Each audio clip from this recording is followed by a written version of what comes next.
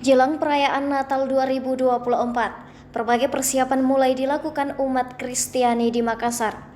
Manajemen tempat ibadah misalnya, salah satunya Gereja Paroki Hati Yesus yang Maha Kudus, atau yang lebih dikenal sebagai Katedral Makassar, yang tahun ini segera membentuk panitia Natal. Panitia Natal yang terdiri dari kalangan anak muda hingga orang dewasa ini nantinya akan membantu memastikan kelancaran penyelenggaraan perayaan Natal. Jadi setiap tahun kalau hampir semua gereja Katolik cara kerjanya sama. Jadi sebelum hari Natal itu dibikin sebuah panitia, namanya panitia Natal. Nah dari panitia itu di gereja Katolik itu, dalam gereja itu ada beberapa kelompok, kayak ada orang tua, ada orang muda, ada anak-anak. Nah setiap kelompok itu akan diberi tugas masing-masing atau mereka akan mengambil bagian. Umpamanya, tahun ini pohon Natal itu dibikin oleh kelompok ini. Nanti kelompok itu yang bangun. Mario juga menambahkan tema yang diangkat berbeda setiap tahunnya. Tak hanya tempat ibadah, antusias umat Kristiani juga terlihat dari ramainya jumlah pengunjung toko pernak-pernik Natal. Salah satunya di Eslivin Plaza Latanete. Toko retail yang terletak di Jalan Sungai Sardan tersebut, tampak dekorasi Natal sudah mulai dipasang. Pohon Natal, lampu-lampu gemerlap hampir menghiasi setiap sudut.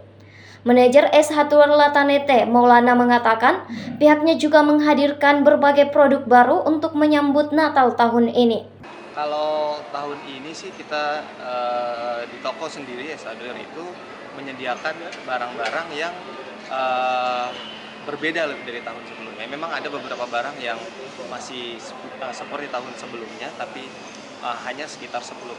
Sisanya semua model baru, tema baru, konsep baru, bentuk baru, sama ornamen-ornamen dengan warna-warna baru sih. Kita siapin buat memang merayakan Natal tahun ini untuk customer-customer kita yang memang yang mau mengganti warna Natalnya, perayaan Natal tahun ini dengan juga hadiah-hadiah yang bisa diberikan koleganya juga berbeda dibanding sebelumnya sih.